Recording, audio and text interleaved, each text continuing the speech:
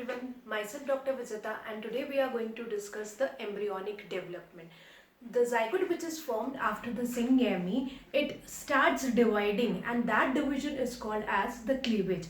syngamy के बाद students जो जाइगोट बनता है ये जाइगोट डिवाइड होना चालू हो जाता है और इनके डिवीजन को हम क्लीवेज बोलते हैं. सो the division of a zygote is called as the cleavage. Students ये जो क्लीवेज होता है ये आपको याद रखना है कि ह्यूमन बींग्स में the cleavage is holoblastic. Now what is this holoblastic? Holoblastic cleavage का मतलब होता है कि the entire zygote is taking part into the cell division. I'll write entire zygote is taking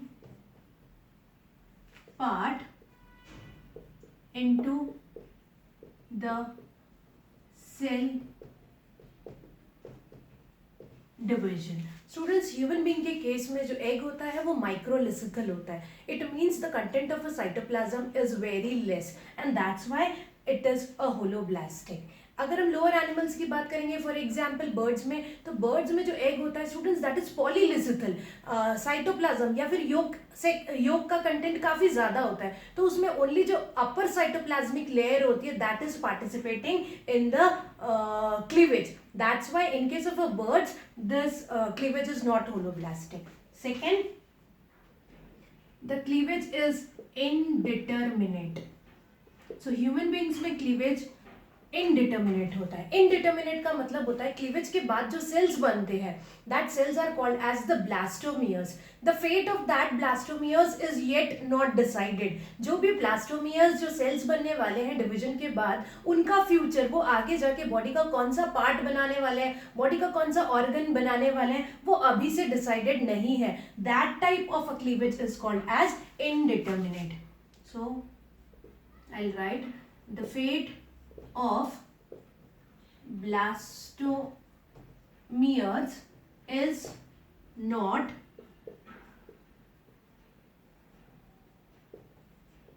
pre-decided. जो ब्लास्टोमियर्स है उनका fate pre decided नहीं है. नाउ अब हम क्लीवेज की बात करेंगे. As soon as the fertilization happens, जैसे ही fertilization हो जाता है उसके 30 hours बाद ये फर्स्ट क्लीवेज हो जाता है. तो I'll write that first cleavage. ये फर्स्ट क्लीवेज जो रहता है ये जाइगोट में लॉन्जिट्यूडिनल होता है. It is longitudinal. ये 30 आवर्स ऑफ फर्टिलाइजेशन के बाद होता है. 30 hours of fertilisation. First cleavage जो रहेगा जाइगोट रहेगा उसमें लॉन्जिट्यूडिनल डिवीजन होगा और उसके कारण दो सेल्स बन जाएंगे. So first cleavage which is longitudinal in direction, ये 30 hours after the fertilisation, fertilisation के 30 घंटे बाद होगा और इसके कारण स्टूडेंट्स 2 ब्लास्टोमियर्स बनेंगे. फर्स्ट क्लीवेज के कारण 2 ब्लास्टोमियर्स बनेंगे, 2 सेल्स बनेंगे. ये दोनों ब्लास्टोमियर्स स्टूडेंट्स अनइक्वल होते हैं. मतलब one blastomer is slightly larger in size as compared to the other. एक ब्लास्टोमियर कंपैरेटिवली बड़ा बनेगा और दूसरा ब्लास्टोमियर जो रहेगा वो थोड़ा सा छोटा बनेगा. Now second cleavage is also longitudinal and at right angle to first cleavage. Second cleavage takes place 30 hours after first cleavage and it results into the formation of 4 blastomeres. Now first cleavage के बाद फिर से लॉन्जिट्यूडिनली second cleavage होगा. तो first cleavage अगर ऐसा हो रहा होगा तो सेकेंड क्लीवेज ऐसा हो जाएगा. दैट्स व्हाई आई सेड कि the second cleavage is also longitudinal but it is at right angle to the first cleavage. First cleavage के ये फिर से 30 घंटे बाद सेकेंड क्लीवेज होता है और सेकेंड क्लीवेज के बाद स्टूडेंट्स 4 ब्लास्टोमियर्स बन जाते हैं. Now third cleavage.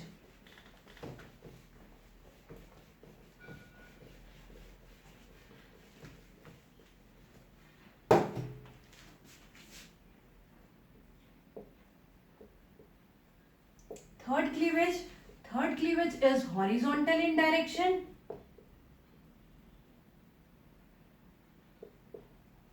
and it results into the formation of 8 blastomeres. जो थर्ड क्लीवेज होगा ये लगभग 72 आवर्स आफ्टर फर्टिलाइजेशन, ये फर्टिलाइजेशन के लगभग 72 आवर्स बाद होगा और थर्ड क्लीवेज के होते ही 8 ब्लास्टोमेयर्स बन जाएंगे. उसके बाद next successive cleavage will take place, continuous cell division होता रहेगा और एक 16 to 32 सेल स्टेज आ जाएगी that look like a mulberry. 16 to 32 cell stage जो मलबरी जैसी दिखाई देगी, जो एक सॉलिड बॉल ऑफ सेल्स होगा,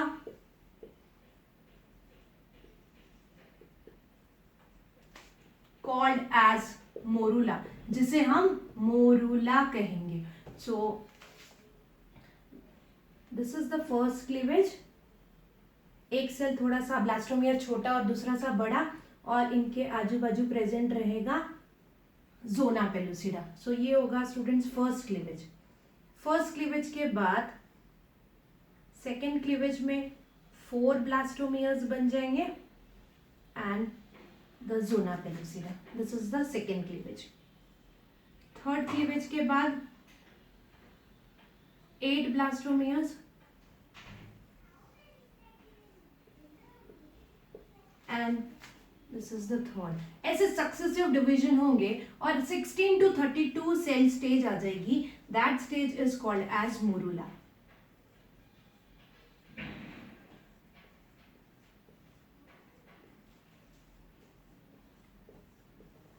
Okay, this structure is morula.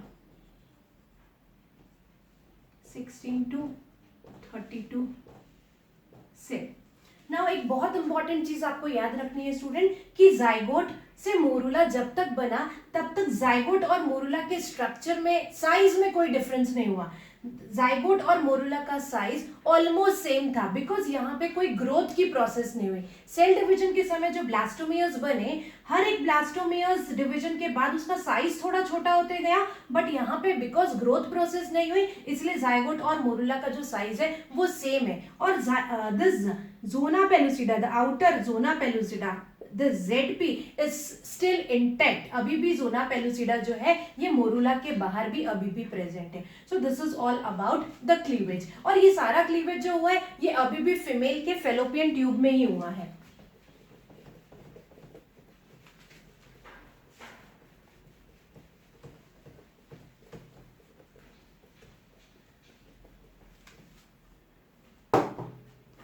So एक और डायग्राम के थ्रू मैं आपको बताती हूँ.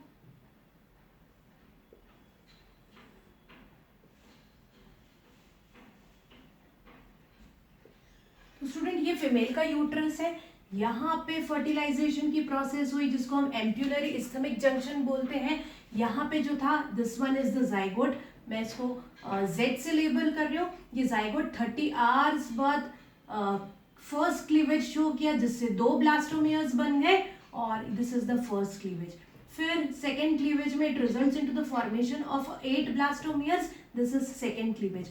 थर्ड क्लीवेज के बाद 8 ब्लास्टोमियर्स बन गए. This is the third cleavage. और फिर बाद में ये fourth is the morula which is a solid ball like structure. तो सारे के सारे क्लीवेज जो है वो फीमेल के अभी भी फेलोपियन ट्यूब में हुए हैं. Eight the end of 4th day, जैसे ही 4th डे खत्म हो गया तब ये जो मोरूला था ये यूटेरस की कैविटी में एंटर कर गया. ये भी लिख देती हूँ. Eight the end of 4th day, जैसे ही फर्टिलाइजेशन के 4th डे में मोरूला जो बन गया था ये मोरूला अब यूटेरस की कैविटी में एंटर करेगा. Eight the end of 4th day this solid ball like structure which is morula, this solid ball like structure that is morula enters into the uterine cavity, enters into the uterine cavity. Now student, this morula, it remains in the uterine cavity for next 3 to 4 days. Morula fourth day के and में uterus की cavity में fallopian tube से enter करता है. इसके बाद और 3-4 दिन ये मोरूला यहाँ पे यूटरस की कैविटी में रहता है. So I will also write that. Again, this is the morula. Morula remains in the uterine cavity for next 3-4 days. Now student, this morula will convert into a next structure that is called as the blastula. अब ये जो morula है ये एक दूसरे structure में convert होगा, that is blastula, and the process of conversion of morula to blastula is called as blastulation. So let's discuss the blastulation.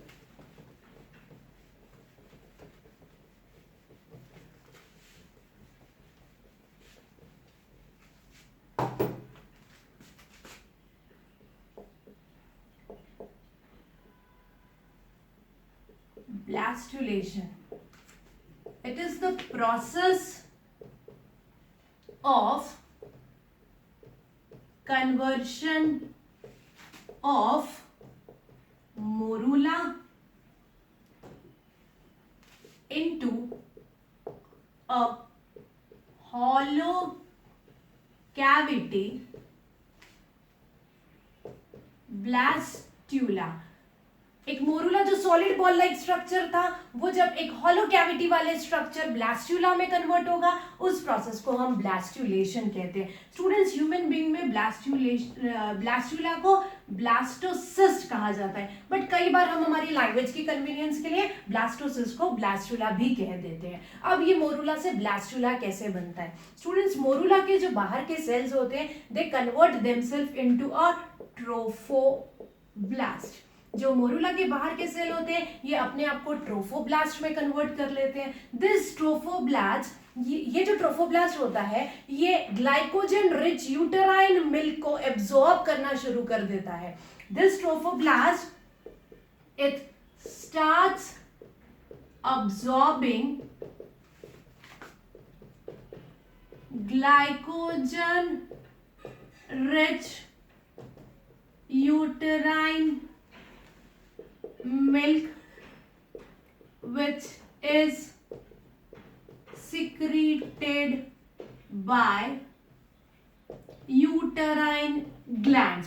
Uterus के ग्लैंड एक ग्लाइकोजन रिच सिक्रीशन सिक्रीट करते हैं, that is called as the uterine milk. So ये trophoblast cells जो होते हैं ये वो ग्लाइकोजन रिच मिल्क को अपने अंदर एब्जॉर्ब करना शुरू कर देते हैं. जैसे जैसे ये ग्लाइकोजन रिच को एब्जॉर्ब करते हैं और उनके अंदर एक कैविटी फॉर्म हो जाती है. तो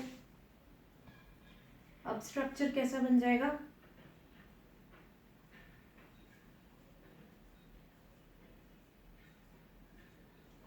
So student, this is the trophoblast cells.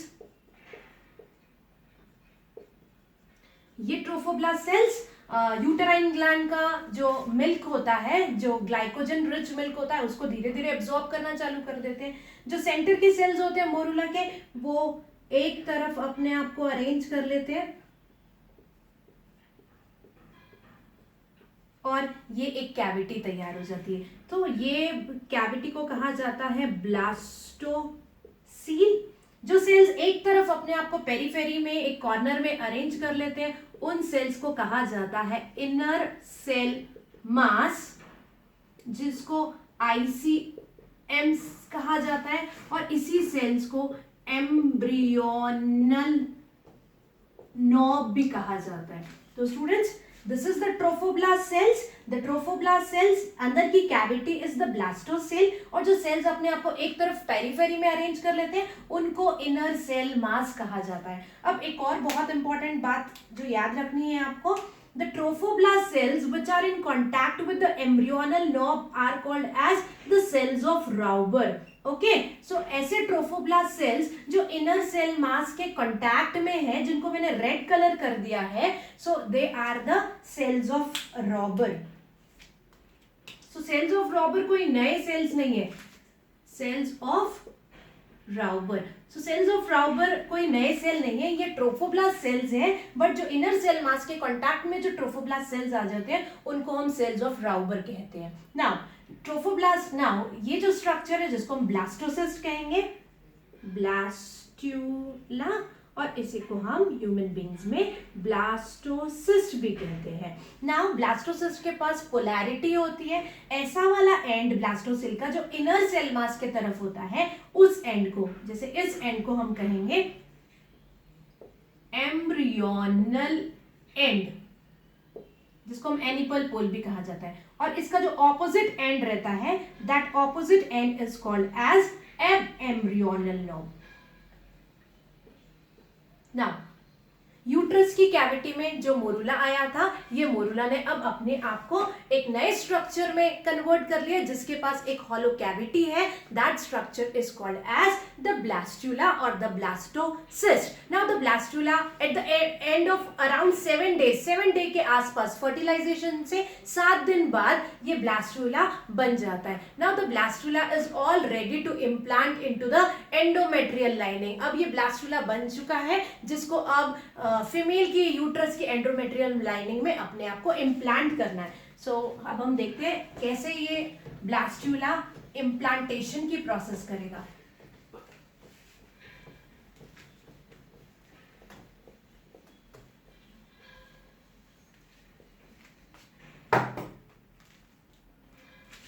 Suppose this is a uterus and this is the endometrial lining. हमको पता है ओव्यूलेशन के समय एंडोमेट्रियल लाइनिंग काफी ज्यादा थिक हो जाती है, सो this is the endometrial lining, और अब यहाँ पे है ये ब्लास्टुला।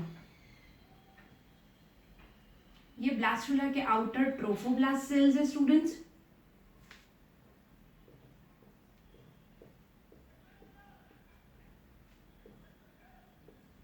यहाँ पे एम्ब्रियोनल नॉब है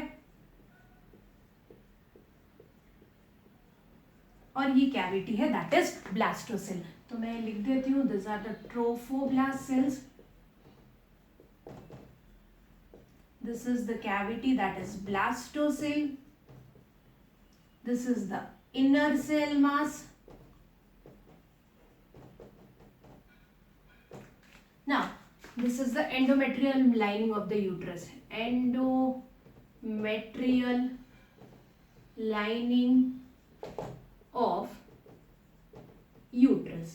Now the trophoblast cells which are in contact with the inner cell mass, ऐसे trophoblast cells जो inner cell mass के contact में है, they start dividing and they differentiate into 2 different layer. trophoblast cells जो inner cell mass के contact में है, ये अपने आप को डिफरेंशिएट करते हैं 2 डिफरेंट लेयर्स में। इन लेयर का नाम होता है syncytiotrophoblast and cytotrophoblast. Syncytiotrophoblast are the outer cells, जो ट्रोफोब्लास्ट के बाहर के सेल्स रहेंगे they are the syncytiotrophoblast, and cytotrophoblast are the inner cells. Now these cells that are the syncytiotrophoblast cells, they start producing a finger like projection. So मैं यहाँ पे differentiate कर देती हूँ, ये cells है ट्रोफोब्लास्ट के, ये अपने आप को divide कर लेंगे 2 different layers में। ओके ये बाहर के सेल्स रहेंगे जिनको हम सिनसाइटियोट्रोफोब्लास्ट बोलेंगे, और जो अंदर के सेल्स रहेंगे उनको हम साइटोट्रोफोब्लास्ट बोलेंगे। तो मैं लिख देती हूँ यहाँ पे सिनसाइटियोट्रोफोब्लास्ट, and this inner one is the cytotrophoblast. Now this syncytiotrophoblast cells, they produce a finger-like projection. ये finger-like projection, and this finger-like projection will go deeper and deeper into this endometrial lining. ये finger like projection बनाएंगे जो धीरे धीरे endometrial lining में deep deep penetrate करना शुरू कर देगी। कब तक डीप पेनिट्रेट कब तक ये अपने आप को डीपर और डीपर पेनिट्रेट करेगी? जब तक ये एंडोमेट्रियम के ब्लड सर्कुलेशन तक, मैटरनल ब्लड सर्कुलेशन तक रीच नहीं कर पाती। So this inside your trophoblast they penetrate deeper and deeper till they reaches the maternal circulation। जब तक वो maternal circulation तक नहीं पहुंच पाएगी तब तक वो इस endometrium lining में deeper and deeper अपने आप को penetrate कर लेगी। and now the fetal and the maternal circulation will establish। अब इसके साथ साथ जो growing embryo है और mother के बीच में blood circulation establish हो जाएगा। this finger like projection is called as the chorionic विलाय, इसी को कोरियोनिक विलाय बोलेंगे, which will later develop into the placenta। यही कोरियोनिक विलाय बाद में प्लेसेंटा में कन्वर्ट हो जाएगा। One more thing student, this inside your trophoblast cells will secrete the hormone HCG, that is human chorionic gonadotropin। HCG human chorionic gonadotropin भी यही सिंसाइटियो trophoblast secrete करेगा। This hormone will maintain the pregnancy, ये hormone pregnancy को maintain करेगा। और presence of HCG in the urine of a pregnant female indicates the pregnancy. HCG hormone female के urine में जब प्रेजेंट रहेगा, इसका प्रेजेंस इंडिकेट करेगा कि फीमेल प्रेग्नेंट है। एट अराउंड 10th डे के आसपास पूरा का पूरा ये जो ट्रोफोब्लास्ट होगा, ये पूरा का पूरा जो ट्रोफोब्लास्ट होगा ये फीमेल के एंडोमेट्रियम में एम्बेडेड हो जाएगा, काफी अच्छे तरीके से उसमें इम्प्लांट हो जाएगा। So student this is all about the implantation. तो आज हमने देखा कि कैसे फर्टिलाइजेशन के बाद जायगोट मोरूला में कन्वर्ट हुआ। मोरूला के बाद हमने देखा कि कैसे वो ब्लास्टुला और ब्लास्टोसिस्ट में कन्वर्ट हुआ, और ब्लास्टोसिस्ट कैसे एंडोमेट्रियम में इम्प्लांट हुआ, दैट इज इम्प्लांटेशन।